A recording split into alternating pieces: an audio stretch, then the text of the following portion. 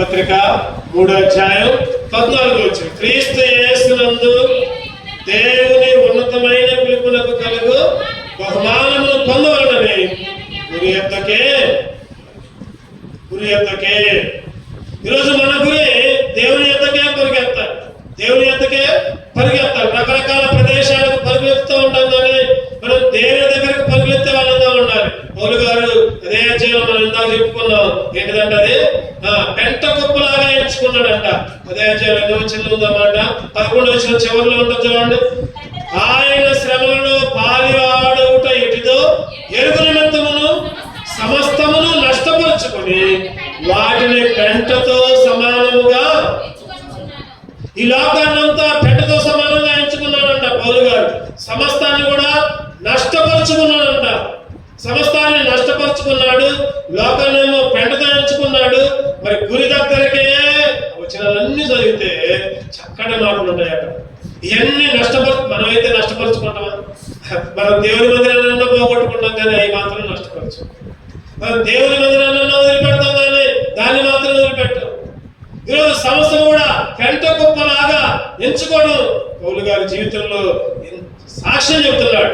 అందుకని అంటున్నాడు, ఇదివరకే నేను గెలిచితినైనను, ఇదివరకే సంపూర్ణ సిద్ధి పొందితినని నేను అనుకోవడం లేదు, కానీ నేను దేని నిమిత్తము క్రీస్తు యేసు చేత పట్టబడుతున్నా దాన్నే పట్టుకోవాలని పరిగెత్తుతున్నాను.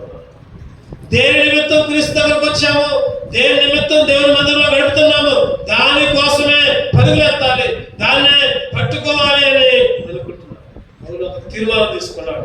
ఈరోజు మనం ఎలా పరిగెత్తుతున్నాం, ఈరోజు నువ్వు నేను కూడా ఎలా పరిగెత్తున్నాం, ఎలా పరిగెత్తకూడదో చూద్దాం, ఎలా పరిగెత్తాలో క్లుప్తంగా సమయానుకూలంగా చూద్దాం. రండి, ఎలా పరిగెత్తకూడదు, ముందు ఎక్కడికి పరిగెత్తకూడదు, ఎలా పరిగెత్తకూడదు. 1 కొరింథీయులకు 9వ అధ్యాయం, 1 కొరింథీయులకు రాసిన పత్రిక 9వ అధ్యాయం, 1 కొరింథీయులకు రాసిన పత్రిక 9:26 చదవండి. 26. కాబట్టి నేను గురి చూడని వాను వలె పరిగెత్తువాడను. గురి చూడకుండా పరిగెత్తకూడదు. ఒకటోది, ఎట్లా పరిగెత్తకూడదు అంటే గురి చూడకుండా పరిగెత్తకూడదు. ఈరోజు ఒక పని చేస్తామంటే దానికి గురి ఏంటి, దాని తర్వాత ఏంటి, ఇంటర్మీడియట్ అయిపోయిందంటే లేదా 10వ తరగతి అయిపోయిందంటే నువ్వేం చేస్తావు అని అడుగుతావు. అప్పుడప్పుడు పిల్లగాలు, అప్పుడప్పుడు 10వ తరగతి కావాలనే నీ గురి ఏంటి, నీ గోల్ ఏంటి? ఒకటే ఏమో అంటున్నాడు. ఒకడేమో నేను టీచర్ కావాలి, ఒకడేమో నేను పోలీస్ కావాలి, ఒకడేమో నేను ఇంజనీర్ కావాలని చెప్తాం. అంటే ఒక గోల్, ఒక గురి. ఈరోజు చదువుకునే పిల్లలు కొంతమంది చాలా మంది అంటారు కదా, ఏమో అంటారు, ఏం చేస్తారో నాకేది లేదు అంటారు. ఈరోజు నువ్వు కూడా మందిరానికి వచ్చినప్పుడు, దేవుని మందిరంలో గడిపేటప్పుడు, దేవుని ఆరాధించినప్పుడు, దేవుని స్తుతించినప్పుడు ఒక గోల్ కలిగి ఉండాలి. గురి లేని వాడిగా పరిగెత్తకూడదు, గురి కలిగి ఉండాలి. గురి ఉండాలి. గురి లేని వాళ్ళగా పరిగెడితే ఎక్కడ పోతామో మనకే తెలియదు, ఎక్కడ ఉంటామో మనకే తెలియదు. ఈరోజు మొదటిగా గురి లేని వాళ్ళలాగా పరిగెత్తకూడదు, గురి చూడకుండా పరిగెత్తకూడదు. రెండో చూద్దామంటే ఫిలిప్పీయులకు రాసిన పత్రిక 2వ అధ్యాయం 16 వచనం. ఎలా పరిగెత్తకూడదు మనం? 2వ అధ్యాయం 16 వచనం. అటు జనమజను మీరు జీవవాక్యము చేత పెట్టుకుని లోకమును జ్యోతుల వలె కనబడుతున్నారు, అందువల్ల నేను వ్యర్థముగా పరిగెత్తలేదనియు. ఎటువంటి పరిగెత్తలంట ఇది? వ్యర్థముగా అస్సలు పరిగెత్త. ఈరోజు వ్యర్థమైన వాటి కొరకు వెంపర్లాడుతూ ఉంటున్నాం, వ్యర్థమైన వాటి కొరకు ఎదురు చూస్తూ ఉంటున్నాం, వ్యర్థమైన దాని మీదనే మనసు కేంద్రీకృతమవుతుంది. ఈరోజు నువ్వు నేను కూడా వ్యర్థమైన దాన్ని పక్కన పెట్టాలి, అవసరమైన దాని కొరకు పరిగెత్తాలి. ఎందుకంటే పౌలు గారు అంటారు, అవసరమైనది ఒక్కటే అంట. అవసరం ఈ లోకంలోనే కూడా ఏంటి చెప్పండి? వ్యర్థమైన. ఏమి తిందమా, ఏమి తాగుదమా, ఏమి ధరించుకుందామా, అదంతా వ్యర్థమే. తిండి లేకపోయినా ఉండొచ్చు, ఉండటానికి ఇల్లు లేకపోయినా ఉండొచ్చు, కానీ దేవుడు లేకుండా ఉండకూడదని ఒక భక్తుడు చెప్పాడు. దేవుడు లేకుండా నువ్వు ఉండ, మాకు తిండి లేకపోయినా పర్వాలా, లేదా ఉండటానికి ఇల్లు లేకపోయినా పర్వాలా. ఇంకొక ఆయన ఉన్నాడు కదా, నీకు చెయ్యి లేకపోయినా పర్వాలా, కాలు లేకపోయినా పర్వాలా, లేకపోతే మొండివాడైనా పర్వాలా, అవిటివాడైనా పర్వాలా. బైబిల్లో ఒక మాట ఏ మాట చెప్పండి, 2 చేతులు కలిగి ఉండి నరకంలో పోవటం కంటే చెప్పండి, ఒక చెయ్యి కలిగి ఉండి పరలోకానికి పోవటం మంచిది. 2 కాళ్ళు కలిగి ఉండి నరకంలోకి పోవడం కంటే ఒక కాలు లేకపోయినా పరలోకంలోకి పోతే మంచిది. ఈరోజు లోకంలో వ్యర్థమైన దాని కొరకే మన జీవితం, వ్యర్థమైన దాని కొరకు అస్సలు పరిగెత్తకూడదు. 3 చూద్దానండి, 2 పేతురు 2వ అధ్యాయం 15 వచ్చింది. దేనికి పరిగెత్తకూడదు? 2 పేతురు 2వ అధ్యాయం 15 వచ్చిన, తెల్లని మార్గం నుంచి బెయోరు కుమారుడైన బిలాము పోయిన మార్గం బట్టి త్రోవ తప్పిపోయి, తెల్లని మార్గం నుంచి బెయోరు కుమారుడైన బిలాము పోయిన మార్గం అంటే తప్పు మార్గం, వంకర మార్గం. వంకర మార్గాలు ఏమంటే వెళ్ళకూడదు, వంకర మార్గాలు ఏమంటే వెళ్ళకూడదు. తెల్లని మార్గంలో వెళ్ళాలి, తెల్లని మార్గంలో వెళ్ళాలి. వంకర మార్గంలోకి పోతే ఏదో ఒక శోధన వచ్చింది, ఏదో ఒక అపాయం వచ్చింది, ఏదో ఒక కీడు వచ్చింది. ఖచ్చితంగా కీడు వచ్చింది. వంకర మార్గంలో పోయి మరి నేను సరైన మార్గంలోకి వస్తానే, ఒక అబ్బాయి అంట, నాన్న దేవుడు క్షమించే దేవుడిగా, వంకరమైనా లేకపోతే అబద్ధాలన్నా దొంగతనం చేసినా దేవుడి దగ్గరికి వచ్చి అయ్యా క్షమాపణ అడిగితే దేవుడు క్షమిస్తాడుగా, ఏమైనా తప్పు చేస్తే ఏమైంది అని అంటున్నాడు. తండ్రికి అర్థం కాదు, అదేంటి వీడు ఎట్లా మాట్లాడుతుంది, వాడు ఏమన్నాడు చెప్పండి, నేను తప్పు చేస్తే ఏమైంది, మళ్ళీ దేవుడి దగ్గరకు వచ్చి క్షమాపణ అడిగితే ఏంటంట, దేవుడు క్షమిస్తాడుగా, దేవుడు క్షమిస్తాడుగా. ఇంకా తప్పు చేయకుండా నేను తప్పు చేస్తా, నేను వంకరగా పోతా, మళ్ళీ సరైన మార్గంలోకి వస్తా, వంకరకపోయినా మళ్ళీ సరైన మార్గంలోకి వస్తా. ఏమైనా పోతే తండ్రికి అర్థం కాదు, ఎట్లా చెప్పాలా వీడికి, ఎట్లా చెప్పాలా అర్థం కాదు. చివరికి ఆలోచించి ప్రార్థన చేసుకుంటే ఆ తండ్రి కంటే ఒక ఐడియా వచ్చి అరే నువ్వు తప్పు చేయి, ఏం కాదు, తప్పు చేయి, ఇగో మంచి బొమ్మ ఇచ్చాడు, మంచి బొమ్మ. ఏడదా బొమ్మ, ఆ బొమ్మ పేరు టెడ్డీ బేర్ లాంటి బొమ్మ ఇచ్చాడు. మంచి బొమ్మ ఇచ్చి టెడ్డీ బేర్ లాంటి ఒక మంచి బొమ్మ ఇచ్చి, అరే నువ్వు తప్పు చేసినప్పుడల్లా ఒక సేల దాన్ని కొట్టు, తప్పు చేసినప్పుడల్లా ఏం చేయాలంట, ఒక సేల దాన్ని కొట్టి పీకు, కొట్టాలంట, ఏం చేయాలి, మళ్ళీ పీకాలంట, పీకాలంట. వాడు తప్పు చేసినప్పుడల్లా కొడుతున్నాడు, పీకుతున్నాడు. కొట్టడమేమో పాపం, పీకడమేమో క్షమాపణ. కొట్టడమేమో పాపం, పీకడమేమో క్షమాపణ. రోజులు గడిచిపోయా, 2 నెలలు అయింది, 3 నెలలు అయింది. ఈసారి వాడికి చెప్పండి కొట్టడానికి స్థలమే లేదు. ఆ టెడ్డీ బేర్ నిండా బొక్కలే, కొడుతున్నాడు పీకుతున్నాడు. ఆ టెడ్డీ బేర్ నిండా బొక్కలే. కొట్టాము, పీకినావు, ఏం కనపడుతుంది అక్కడ? అన్ని బొక్కలే కనపడుతుంది, అన్ని రంధ్రాలే కనపడుతుంది. అంటే ఎంత అసహ్యం ఉందో చూడాలి. ఆ బొమ్మ అంతకుముందు ఎంత ఉంది, ఎట్లా ఉంది, ఇప్పుడు ఎట్లా ఉంది, ఒకసారి చూడు. నీ పరిస్థితి కూడా అంతే. నువ్వు తప్పు చేస్తున్నావు, క్షమాపణ అడుగుతున్నావు, తప్పు చేస్తున్నావు, మళ్ళీ ఆదివారం వచ్చి క్షమాపణ అడుగుతున్నావు. ఇక నీది కూడా బొక్కలు పడ్డ టెడ్డీ బేర్ లాగా నీ జీవితం కూడా దేవుడికి అసహ్యంగా కనపడుతుంది. అందుకనే తప్పు చేస్తే క్షమాపణ పొంది మళ్ళీ తప్పు చేయకుండా ఉండు అని చక్కటి ఉదాహరణ ద్వారా తండ్రి కుమారుడికి చెప్పి. ఈరోజు ఎందుకు చెబుతున్నాడు, చాలా మంది ఎట్లా ఉన్నారంటే తప్పు చేస్తున్నారు, బల దగ్గర అయ్యా తప్పైందయ్యా ఒప్పుకుంటున్నారు, తప్పైందన్నారు, మళ్ళీ తప్పు చేస్తున్నారు, మళ్ళీ చెడ్డ మాటలు మాట్లాడుతున్నారు, చెడ్డ ఆలోచనలు, చెడ్డ క్రియలు, పాపాలు అన్నీ చేస్తున్నారు. మళ్ళీ ఆదివారాలలోనే చెప్పలేదు. ఏం కనపడేది చెప్పండి? దేవుడికి ఇష్టంగా కనపడతారు. ఒకళ్ళు టెడ్డీ బేర్ని ఎట్లా చూస్తున్నావు మనం, అదేవిధంగా దేవుడికి నువ్వైనా నేరుగా కనబడదు. అందుకనే తప్పు చేయొద్దు. ఒకసారి క్షమాపణ పొందిన తర్వాత మరి తప్పు చేయొద్దు.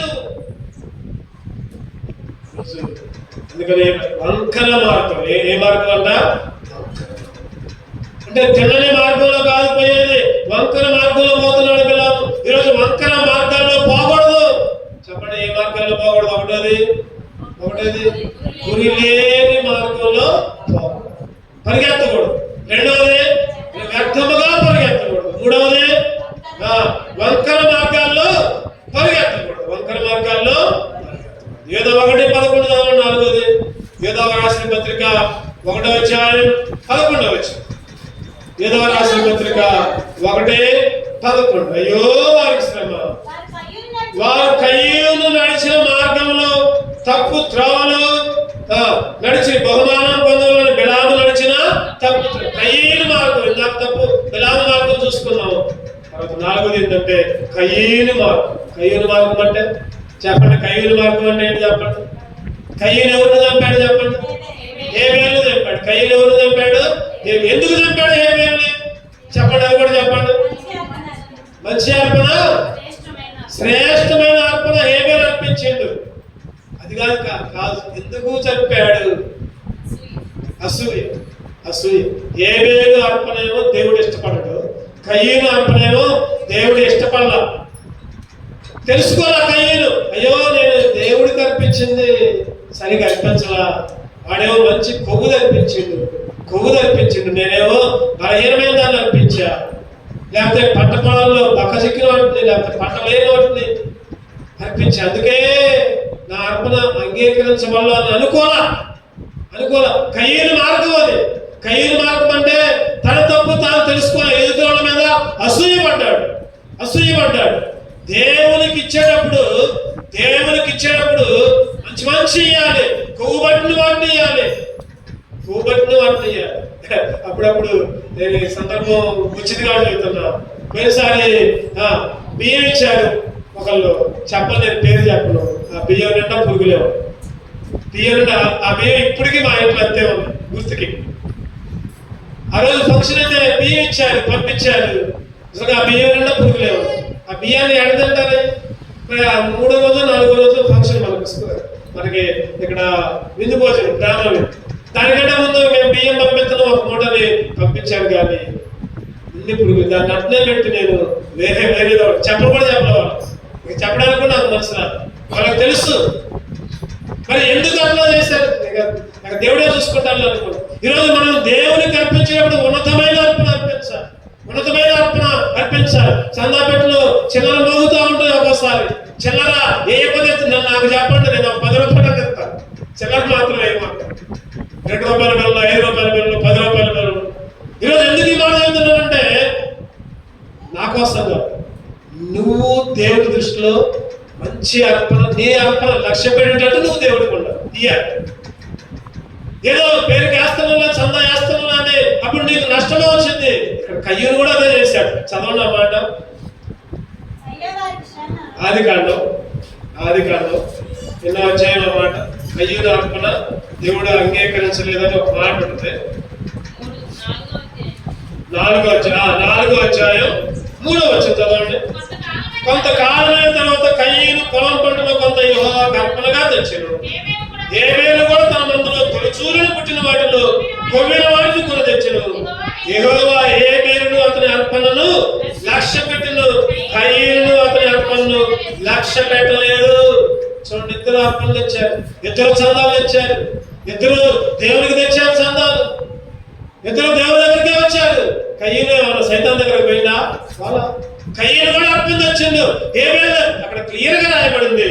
కయ్యూను అర్పణ దేవుడు లక్ష్య పెట్టలా, హేబేలు అర్పణ దేవుడు లక్ష్య పెట్టాడు. అక్కడ కయ్యూను కోపం. అంటే కయ్యూనేమో తన పంట పొలాలు తెచ్చిండు. ఏముంది అక్కడ? కయ్యూను పొలము పంటలో కొంత యెహోవాకు అర్పణ తెచ్చిండు, కొంత తెచ్చిండు. మరి అవి తారగంలో తెచ్చిండు లేకపోతే ఎటువంటి తెచ్చిండో మనకు తెలియదు, అక్కడ రాయబడాలి. కానీ అక్కడ రాయబడింది మాత్రం హేబేలంట మంచి అర్పణ, తొలిచూలు పుట్టిన వాటిలో క్రొవ్విన వాటిని కొన్ని తెచ్చెను. యెహోవా హేబేలును అతని అర్పణను. ఈరోజు నీ అర్పణ, నా అర్పణ. మనం అనుకుంటాం కదా, ఏదో లేదు చందాలే, ఏదో ఇస్తున్నాంలే, ఏదో చేస్తున్నాం. దేవుడు లక్ష్య పెట్టి అర్పణను అర్పించాలి. అదే కయ్యూను మార్గం. ఈరోజు చాలా మంది కయ్యూను మార్గంలో పోతున్నారు. కయ్యూను మార్గం అంటే దేవునికి శ్రేష్టమైన అర్పణ అర్పించాలి. దేవునికి బలహీనమైన అర్పణ అర్పిస్తే నువ్వు కయ్యూను మార్గంలో పోయినట్టే. ఎన్నది చెప్పండి, ఎన్నో అర్పణ ఎన్నది? 4. ఒకటోది చెప్పండి, గురి చూడకుండా పరిగెత్తకూడదు. 2వది వ్యర్థముగా పరిగెత్తకూడదు. 3వది తప్పు మార్గాల్లో బిలాములాగా పరిగెత్తకూడదు. 4వది కయ్యూను మార్గంలో బలహీనమైన వాడిని అర్పించి అట్లా పరిగెత్తకూడదు. 5వ చూద్దారండి. 2 రాజులు 5వ అధ్యాయం 20వ వచనం. 2 రాజులు 5:20. అంతటా దైవజనుడైన ఎలీషాకు శాపుడకు గేహజీ సిరియనుడైన నయమాను తీసుకుని వచ్చిన వాడిని అంగీకరించుటకు నా యజమానునికి మనసు లేకపోయాను, కానీ యెహోవా జీవముతోడు నేను పరిగెత్తుకుని పోయి అతన్ని కలుసుకొని అతను ఏదైనా తీసుకుని అనుకుని గేహాజీ పరుగు. ఏం పరుగు ఇది చెప్పండి? ఏం పరుగు ఇది? గేహాజీ పరుగు. ఏంటిదా గేహాజీ పరుగు చెప్పండి? ఆశ పట్ట పరుగు. ఆశతో పరుగు. ఏదో లాభం దొరికిద్దామో డబ్బులు కొరకు పరుగులు, డబ్బులు కొరకు పరుగులు. అక్కడ అంతకుముందు ఎలీషాకి ఇస్తే ఏమంటే నాకు వదిలేయా, తెచ్చిపోయా, తెచ్చిపో. ఎవరి సందర్భం ఇది? నయమాను కుష్టిపోయే సందర్భం. కుష్టిపోయింది 7 సార్లు మనమంటే ఫస్ట్ ఏమనుకున్నాడు చెప్పండి? ఈ దయ్యం ఏంటంటే నన్ను 7 సార్లు మనకుంటాం. ఏదో మనిషి ఎత్తి మీద చేయబెట్టి ప్రార్థన చేస్తలేమో ఈ కుష్టిని వదిలేస్తలేమో అనుకుంటే నేనేంది ఆడిపోయి మునుగు నాకు మనవడం చేత కాదా, ఆ ఊర్లో లేదా మా రాజ్యంలో సముద్రాలు లేవా, నదులు లేవా అని అనుకుంటే పనుడు అన్నాడుగా, అయ్యా దైవజనుడుగా అయ్యా చెప్పిండుగా పోయి చెయ్యి, మునగరాదు, నీ సొమ్ముడు పోతుంది. సర్లే పోయి మునిగిండు. మునిగి లేచేసరికి చెప్పండి ఏమైంది చెప్పండి? కుష్టు వ్యాధి వదిలిపోయి పసి పిల్లల వెంటనే పరుగులు వచ్చి అర్పణలు అర్పిస్తే ఎలీషావుడు నాకేమొద్దులే తెసిపోతుంటే గేహాజీకి ఆశ పుట్టింది. మా అయ్యగారు ఏంటి పిచ్చోళ్ళలాగా తీసుకోవాలా, మా అయ్యగారి బాబోతే నేను పోయి తెచ్చుకుంటాను. పరుగులు ఎత్తుకుంటా పోయాడు. అదే సందర్భం. గేహాజీ పరుగు, డబ్బుల కొరకు పరుగు, ఆశపడ్డ పరుగు, లోక ఆశల వైపు పరుగులు. ఈరోజు చాలా మంది గేహాజీ పరిగెత్తుతున్నారు. అటువంటి పరుగులు పరిగెత్తకూడదు. ఆరదుగా చూద్దారండి, 1 పేతురు 4. ఇంకా ఎటువంటి పరుగులు పరిగెత్తకూడదు? 1 పేతురు 4:4 అపరిమితమైన ఆ దుర్వ్యాపారమునందు తమతో కూడా మీరు పరిగెత్తకపోయినందున వారు ఆశ్చర్యపడుచును దూషించుచున్నారు. దుర్వ్యాపారం కొరకు పరుగులు అంట. చెప్పండి 6వది దేనికంట పరుగులు? దుర్వ్యాపారం. వాళ్ళంట ఏం చేస్తున్నారంట? మిమ్మల్ని అంట దూషిస్తున్నారంట. 6 రోజులు పడిగిపోతున్నావు, వాళ్ళమ్మటే పడిగిపోతున్నావు, 7 రోజు ఆదివారం వచ్చేసరికి వాళ్ళు అంటున్నారు ఇవాళ కూడా పనికిరా అంటే, ఇవాళ ఆదివారం నేను మందిరానికి పోవాలంటే వాళ్ళు ఏమంటారు? పిచ్చిదారులా దూషిస్తున్నారు. ఈరోజు దుర్వ్యాపారము కొరకు పరిగెత్తుతున్నారు, ఎక్కడికెక్కడికో పోతున్నారు, దేవుని మందిరాన్ని విడిచిపెడుతున్నారు, దేవుని సన్నిధిని వదిలిపెడుతున్నారు. దుర్వ్యాపారము. ఆ వ్యాపారానికి ఏం పేరంటే, బైబిల్ ఏం పేరు పెట్టిందంటే దుర్వ్యాపారము. దేవునికి ఇష్టమైన సంపాదన అది, దేవునికి దూరమయ్యి సంపాదన అది, దేవునికి దూరంగా ఉండి సంపాదిస్తున్నావు నువ్వు. అది ఆ దేవుని మందిరానికి దూరంగా ఉండి సంపాదించే డబ్బుని దుర్వ్యాపారం అని రాయబడింది. వాళ్ళంట ఏం చేస్తున్నారంటే అక్కడ దూషిస్తున్నారంట. 7వ పరుగు కూడా చూద్దారండి. రోమీయులకు రాసిన పత్రిక 3:14. రోమీయులకు రాసిన పత్రిక 3:14. వారి నోటి నిండా శపించినయు పగయు ఉన్నవి రక్తము చెందించడానికి వారి పాదములు ఎక్కడికి పరిగెత్తున్నాయంటే రక్తము చెందించడానికి, నరహత్య చేయడానికి, చంపడానికి, వ్యభిచారం చేయడానికి, పాపము చేయడానికి, లేకపోతే దొంగతనం చేయడానికి, లేకపోతే దేవునికి ఇష్టం లేని మాట్లాడటానికి, ఇవన్నీ కూడా ఈ కొరకే వస్తాయి. దేని కొరకంటే రక్తము చిందించుటకు వారి పాదములు. రక్తము చిందించడానికి. దేవుని బిడ్డగా ఉన్న నువ్వు, బలలో చేయవేస్తే నువ్వు, దేవుని సన్నిధి అనుభవించే నువ్వు, దేవుని గొప్పతనాన్ని ఎరిగే నువ్వు, తగాదా వస్తే తిట్టుకుంటే ఏం ఉపయోగం? రక్తము చెందించడానికి పరుగులెత్తడం అంటే అదే అర్థం.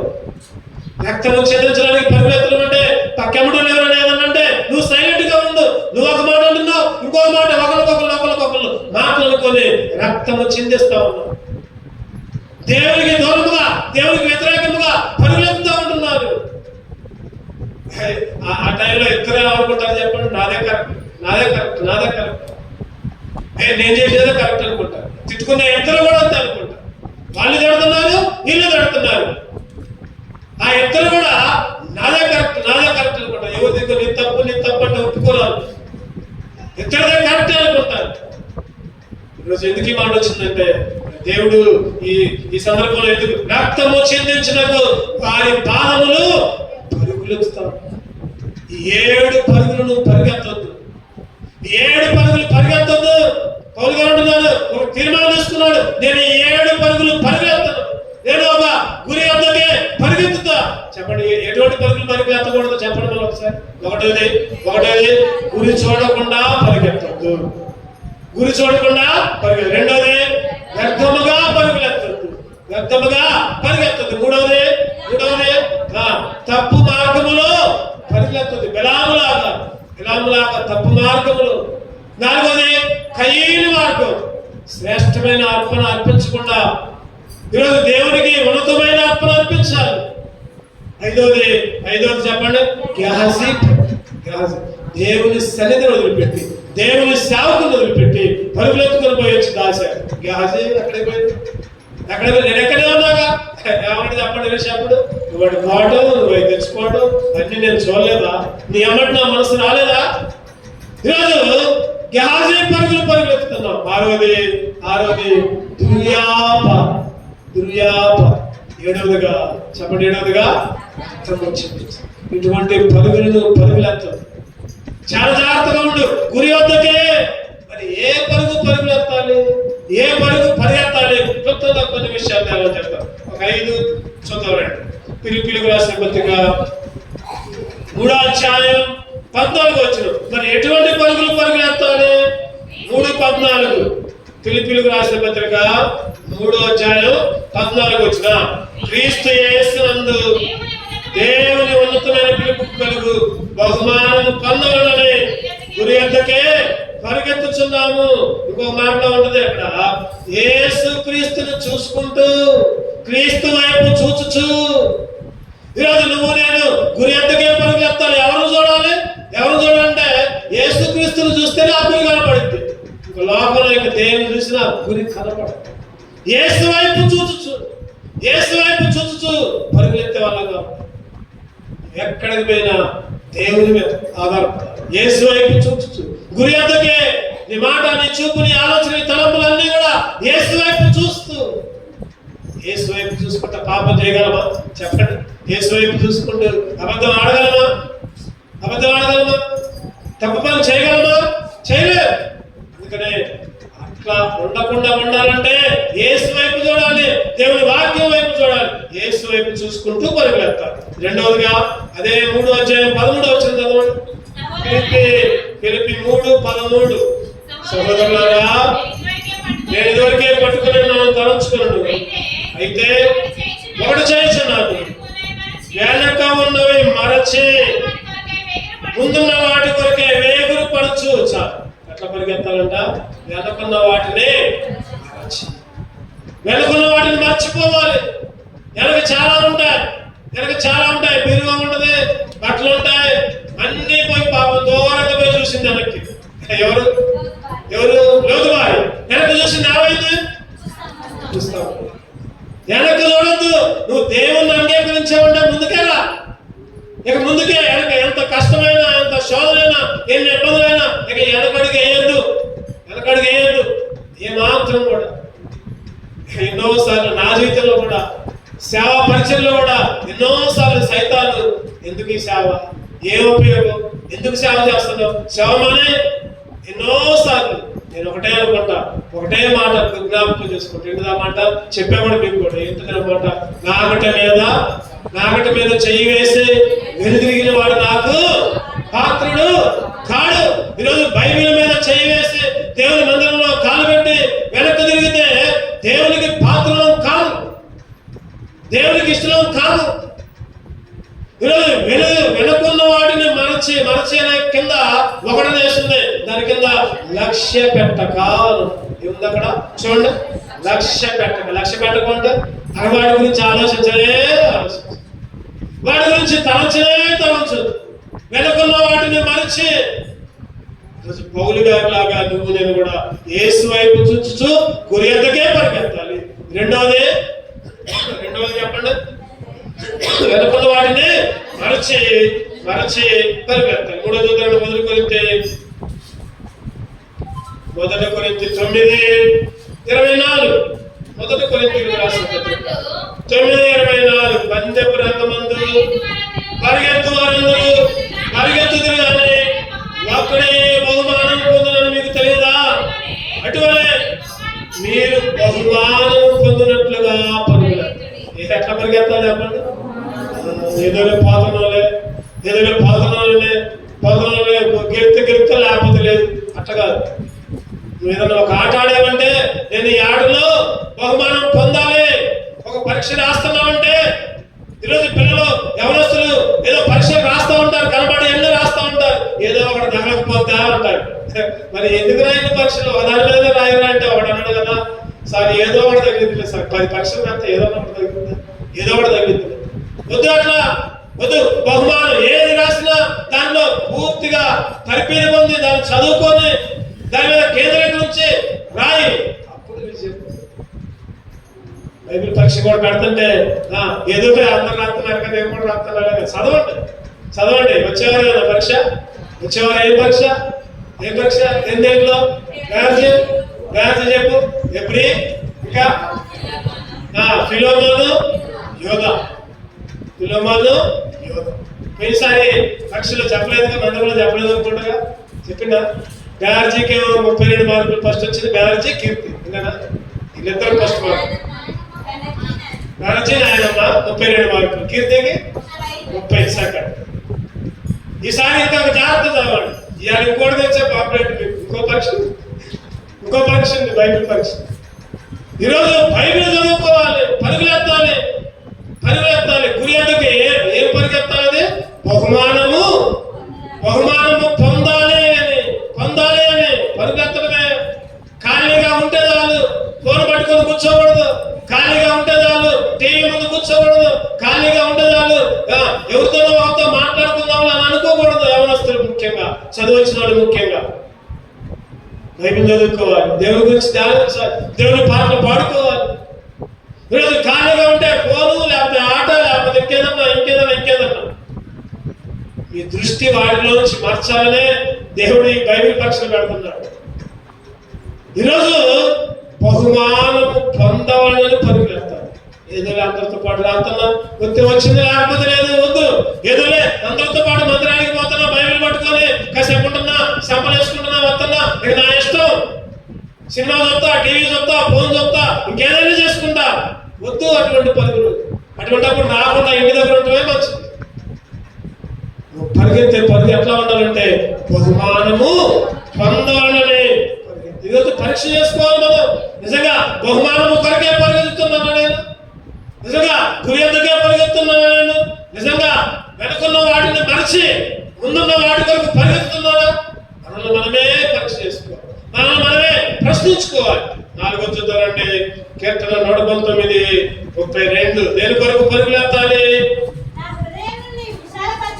కీర్తనలు 119:32 నా హృదయం విశాలపరిచినప్పుడు నేను నీ ఆజ్ఞల మార్గమున పరిగెత్తదును. ఎట్లా పరిగెత్తాలి చెప్పండి? ఆజ్ఞలు వెంబడించి పరిగెత్తాలి. ఆజ్ఞలు వెంబడించి దేవుని ఆజ్ఞ మందిరంలో గడపాలి. ఆజ్ఞ ప్రకారం పరిగెత్తండి. అప్పుడు నువ్వు మందిరాన్ని మానేయవు, అసలు చర్చి మానేయవు. దేవుని ఆజ్ఞ ప్రకారం పరిగెత్తితే నువ్వు చర్చి మానేయడానికి నీకు మనసు ఉండదు. ఇప్పుడు ఒక 5-6 సంవత్సరాల కింద నేను చెప్పాను, 2-3 సార్లు కూడా చెప్పాను. ఒక 6 సంవత్సరాల కింద ఆదివారం నేను మా పిల్లలు అందరం కూడా కారులో పోయాము, ఒక ఫంక్షన్కి వెళ్ళాము. వస్తుంటే పేదరాయి కొండలో ఉంది, తమ్ముడు మరిపాలు డ్రైవ్ చేస్తున్నాడు, నేనేమో పక్కన కూర్చున్నా, వెనకేమో నలుగురు కూర్చున్నా. ఆ కొండ నుంచి కారు పైకెత్తి కింద పడుతుంది. ఆ టైంలో మెయిన్ రోడ్ అది, మన రాయి ఎందుకు పెట్టారో ఆ కొండ ఎందుకు ఉండదో తెలియదు. Sathupalli to Khammam main road అది, తిరువూరు నుంచి వస్తున్నాం మేము. కారు ఒకసారి ఎత్తి ఎగరేస్తే కింద పడదు, మొత్తం టైర్ పోయింది, మొత్తం దెబ్బతిన్నది. ఎక్కడో అక్కడనే కూర్చున్నాం, ఏ చిన్న అపాయం కూడా జరగదు. చిన్న అపాయం కూడా జరగదు. తర్వాత అనుకున్నాం దేవుడు బుద్ధి చెప్పడానికే ఈ ప్రమాదం ఏర్పాటు చేశాడు. నాకేం తగల, కారు కొద్దిగా డ్యామేజ్ అయింది, కారు కొద్దిగా ఖర్చు అయింది, పర్వాలా, నాకేం తగల. కానీ దేవుడు మాకు బుద్ధి చెప్పాడు, నువ్వు ఆదివారం నువ్వు ప్రయాణం చేసి ఫంక్షన్కి పోయి మళ్ళీ వస్తున్నావు కదా, మందిరాన్ని అగ్గొట్టావు కదా అని దేవుడు నాతో మాట్లాడాడు. నీకేమీ అపాయం జరగలేలా, కానీ ఇంకొకసారి నువ్వు మందిరాన్ని మానే మాకు దేవుడు నాతో మాట్లాడు. అదే ఫస్ట్, అదే లాస్ట్. అప్పటి నుంచి చెప్పండి, అప్పుడు సేవలో కూడా లేదు, సేవ చేయట్లా, వాక్యం కూడా చెప్పట్లా, వస్తున్నా పోతాను, మందిరంలోకి వస్తున్నా పోతాను. ఇక అదే ఫస్ట్, అదే లాస్ట్. ఇంకా మళ్ళా ఆదివారం వచ్చిందంటే ఎప్పుడు పోవాలా మందిరంలోకి, ఎప్పుడు పరిగెత్తాలా. ఆదివారం వచ్చిందంటే పొద్దున్నే 4 లేసి 4 ఎప్పుడు మందిరంలోకి పోవాలి. అదే అప్పుడు ఎంత ఉందో ఇప్పుడు కూడా అంతే ఉంది ఆసక్తి. అప్పుడు ఆసక్తి ఎంత ఉందో ఇప్పుడు కూడా అదే ఆసక్తి. ఆదివారం వస్తే దేవుని మందిరంలోకి రావాలి, దేవుని మందిరంలో పనులు చేయాలి, దేవుని మందిరంలో ఏదో ఒకటి సిద్ధపరచుకోవాలి.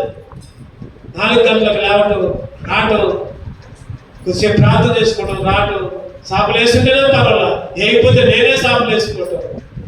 ఒక్కోసారి సాపులు వేసే ఉంటాయి, పైన వచ్చి ముందే సాపులు వేసుకోవటం. ఒకసారి ఎవరైనా తీసుకున్నప్పుడు వాళ్ళే సాపులు వేస్తారు. అయినప్పుడు కూడా నేను రాకుండా ఉండదు, వాళ్ళు సాపులు వేస్తారులే, నేను పోకపోయినా ఏం కదా ఉండదు నాకు. అయినప్పుడు కూడా నేను వచ్చి ఏదైనా లోటుపాట్లు ఉంటే సరి చేసుకుని కొద్దిసేపు ప్రార్థన చేసుకొని. ఆ రోజు ఎంత 6-7 సంవత్సరాల కింద ఎంత ఆసక్తి ఉందో ఇప్పుడు కూడా అదే ఆసక్తి. ఎందుకంటే మన పరుగు ఆ విధంగా ఉండాలి. మన పరుగు చనిపోయేదాకా ఇప్పుడుతో ముగియకూడదు. అది చనిపోయేదాకా ఉండాలి ఆ ఆసక్తి దేవుని మందిరం మీద. ఏ పరుగు అంటే ఇది దేవుని ఆజ్ఞల ప్రకారం. చదవడం సరే అన్నమాట, నేను నీ ఆజ్ఞల మార్గమున పరిగెత్తుదును. నేను నీ ఆజ్ఞల మార్గం, దేవుని ఆజ్ఞ అది మందిరంలో ఉండాలి. నువ్వు ఎటువంటి పరిస్థితి సరే దేవుని మందిరంలో ఉండాల్సిందే. మందిరం తర్వాత పోవాలనుకుంటాడు కన్నా మందిరాన్ని లేకొట్టి నువ్వు దేవుని దగ్గరికి దూరం అయిపోతే దేవుడు ఎప్పుడో ఒకసారి, నాకైతే బుద్ధి చెప్పాడు, నేను మీకు కూడా ఎప్పుడో ఒకసారి బుద్ధి చెబుతాడు, ఖచ్చితంగా చెబుతాడు. దేవుని ఆజ్ఞల మార్గమున పరిగెత్తడానికి, అది సరిచేయడానికే దేవుడు ఇప్పుడు ఆచరించాడు. గుర్తుపెట్టుకో, దేవుడు ఇప్పుడు ఆచరించాడు దేవుని ఆజ్ఞల మార్గమున. చివరగా 5 చూసుకుందాం, 2 ముగించుకుందాం. ఎటువంటి మార్గంలో పోవాలి, ఎటువంటి మార్గంలో పోకూడదు ధ్యానిస్తున్నాం మనం. సామెతలు 4:12. సామెతలు ఇంకా ఎటువంటి పరిగెత్తాలి. 4వ అధ్యాయం సామెతలు 12 నీవు నడిచినప్పుడు నీ అడుగు ఇరుకులో పడదు, నీవు పరిగెత్తినప్పుడు నీ పాదము తొట్టెళ్ళకుండా, ఇరుకులో పడకుండా, తొట్టెళ్ళకుండా నువ్వు పరుగులెత్తు, తొట్టెళ్ళకుండా పరిగెత్తు, అటు ఇటు ఓగమాకు, ఇరుకులోకి పోమాకు. దేవుడు అంటున్నాడు, నువ్వు అట్లా పరిగెత్తు, నీ పాదం ఇరుకులో పడదు, నువ్వు తొట్టెళ్ళు. ఈరోజు మనం ఎన్నోసార్లు తొట్టెలతో ఉంటాం. తొట్టెలతో అంటే చెప్పండి, ఈ మాటకు అర్థం చెప్పండి. ఎవరైనా వచ్చిన తొట్టెలతో ఉంటే పడిపోతూ ఉంటాం. తొట్టెలతో ఉంటే ఒక్కోసారి దేవుని ప్రార్థన చేసుకో, ఒక్కోసారి బైబిల్ చదువుకోలేదు, ఒక్కోసారి దేవుని మందికి రాలేదు. వీటినన్నింటినీ ఏమంటారంటే తొట్టిల్లుతా అంటారు. ఈరోజు ఎన్నిసార్లు తొట్టిల్లుకుంటా నీ పాదం ఇరుకులో పెట్టుకుంటున్నావు. దేవుడు అంటున్నాడు, తొట్టెళ్ళకుండా పరిగెత్తు, తొట్టెళ్ళకుండా 5 మార్గాల్లో పరిగెత్తాలి. చెప్పండి, ఒకటో చెప్పండి, ఏ మార్గాల్లో పరిగెత్తాలి? ఒకటోది గురి చూసుకుంటా, యేసు వైపు చూసుకుంటా గురి ఎద్దకే పరిగెత్తాలి. రెండోది వెనుకున్న వాటిని మరిచి అసలు లక్ష్య పెట్టద్దు, అసలు పట్టించుకోవద్దు. వెనుకున్న వాటిని మరిచి పనులా, లేకపోతే అంట్లు కట్టడమా, బట్టలు కొనమా. కొంతమంది లేటుగా వస్తున్నారు, పిల్లలు కూడా లేటుగా వస్తున్నారు, యవనస్తులు కూడా లేటుగా వస్తున్నారు. వాటి కోసం పనులు చేసుకుంటూ కూర్చున్నారేమో. అటువంటిప్పుడు కొద్దిగా ముందు పనులు చేసుకోండి, ముందు స్నానం చేయండి, ముందు తయారుకండి. ఈరోజు వెనుకున్న వాటిని మరిచి ముందున్న వాటి కొరకు వేగరంగా. 3వ పరిగెత్తమని చెప్పండి, బహుమానం పొందాలని. నేను గెలవాలి. నువ్వు చనిపోయిన తర్వాత పరలోక రాజ్యం చేరితే గెలిచినట్టు. చెప్పండి, నరకానికి పోతే ఓడిపోయినట్టు. నరకానికి పోతే గెలవాలనా? దేవుడు నమ్ముకుంటున్నావా? లేదా లేకపోతే ఆచారం కొరకు నమ్ముకుంటున్నావా, నమ్మకార్థంగా నమ్ముకుంటున్నావా, లేదా ఏదో మేలు జరిగింది, నాకు స్వస్థత వచ్చింది, లేదా నాకు ఉద్యోగాలు వస్తాయి, నా పిల్లలకి మేలు జరిగింది నువ్వు మందిరానికి వస్తున్నావా? దేవుడికి అన్నీ తెలుసు. ఒకసారి దేవుడు మనం అడిగింది ఇయ్యడు. ఎందుకని? నేను అడిగాను మీ అక్కర్ల కొరకే అడుగుతున్నాను, మీరు అడిగాను మీ సొంత కోరికల కొరకే అడుగుతున్నారు, అందుకే నేను మీకు ఇయ్యను అంటున్నాడు. ఈరోజు నువ్వు నేను కూడా బహుమానము పొందుకోవాలని పరుగులేస్తాను. అయ్యా ఈ లోకంలో నా పరిస్థితి ఎట్లా ఉన్నా, నాకు ఆరోగ్యం బాగలేకపోయినా పర్వాలేదు, నాకు ఉండడానికి లేకపోయినా పర్వాలేదు, నాకు డబ్బులు లేకపోయినా పర్వాలేదు, ప్రభా నీ సన్నిధి ఉంటే చాలా అయ్యా, నీ సన్నిధి ఉంటే నాకు బహుమానం వచ్చింది అయ్యా. ఆ తీర్మానంతో మనందరం పరుగులేస్తాం. నాలుగోది ఆజ్ఞల మార్గమున. ఐదవదిగా చెప్పండి, తొట్టెళ్ళకుండా. నిజంగా 7 లక్షలు అంటే చాలా సంతోషం. ఇంతకుముందు 7 లక్షలు చెప్పుకోండి. ఏమండి చెప్పండి, ఏమండి మళ్ళీ ఒకసారి చెప్పుకుందాం. ఏమండి గురి చూడకుండా ఏదో పోతున్నాంలే వస్తున్నాంలే, ఏదో బైబిల్ పట్టుకుంటున్నాంలే, ఏదో ఒక చెప్పుకుంటున్నాంలే వస్తున్నాంలే, అట్లా వద్దు. ఒక నిరీక్షణ కలిగిరా. రెండవది వ్యర్థముగా. మూడవదిగా బిలాము మార్గములు. నాలుగవదిగా కయీను మార్గములు. కయీను. ఐదవదిగా చెప్పండి గేహజీ, ఆశ కలిగినట్టు. ఆరవదిగా దుర్వ్యాపారం. ఏడవదిగా రక్తము. 7 పరుగుల్లో ఉంటే సరి చేసుకో. ఇప్పుడే సరి చేసుకొని పనులు చేయి, లేకపోతే చెయ్యి అయిపోయిన పనులు. 7 పరుగుల్లో ఉంటే క్షమాపణ అడుగు. దేవుడు క్షమాపణ అడిగి మళ్ళీ అయ్యే చేస్తే ఇందాక చెప్పుకున్నాం, ఒక్క బట్ట టెడ్డీ బేబీ లాగా ఎప్పుడు మచ్చలే కనపడతాయి. మన దేవుడికి మచ్చలంటే ఇష్టపడరు. ఎవరు ఇష్టపడరు? ఈరోజు 7 పరుగులు మానాయి, 5 పరుగులు పరుగులు. 2 కళ్ళు మూసుకుందాం. ఒక్క క్షణం మనమే సరి చేసుకుందాం. దేవుడు ఉన్నతమైన పిలుపు పిలిచాడు. ఉన్నతమైన పిలుపు. మరి ఉన్నతమైన పిలుపు ఇచ్చినప్పుడు పౌలు గారు అంటున్నారు, సమస్తాన్ని నష్టపరుచుకున్నా అంటున్నాడు. పెంట గొప్పలాగా భావించా అంటున్నాడు. నేనైతే ఒక గురి ఎద్దకే పరిగెత్తుతున్నా అంటున్నాడు. గురి ఎద్దకే పరిగెత్తుతున్నావా, లేకపోతే నీ గురి లోకం మీద ఉందా, డబ్బు మీద ఉందా? యేసు వైపు చూస్తున్నావా, సైతాన్ వైపు చూస్తున్నావా? ముందున్న వాటి వరకు పరిగెత్తుతున్నావా, వెనకున్న వాటిని అంతే గుర్తు తెచ్చుకొని వాటి మీదనే దృష్టి. ఉప్పు స్తంభంలాగా తయారవుతాయి. బహుమానం పొందుకోవాలని పరుగులెత్తాయి. ఆజ్ఞల మార్గమున పరుగులెత్తాయి. దేవుని ఆజ్ఞలు పాటించడానికి పరుగులెత్తాయి. చుట్టెళ్లకుండా పరుగులెత్తాయి.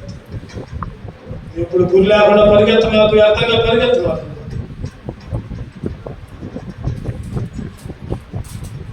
బిలాము మార్గంలో పరుగులెత్తమాకు, కయీను మార్గంలో పరుగులెత్తమాకు, గేహజీ ఆశపడినట్టు పరుగులెత్తమాకు, దుర్వ్యాపారం కొరకు పరుగులెత్తమాకు. రక్తము చిందించడానికి. రక్తము చిందించడం అంటే ఏంటో, నేను పోయి ఎవరిని పొడవట్లేదు అని అనుకోమాకు. దేవునికి వ్యతిరేకమైన పని చేస్తే అది రక్తం చిందించటమే. దేవునికి ఇష్టం లేని మాట మాట్లాడినా రక్తం చిందించినట్టే. ఈ పాదాలు పరుగులెత్తుతున్నాయి. సరి చేసుకుందాం. యోగ్యంగా బలలో చేయాలి.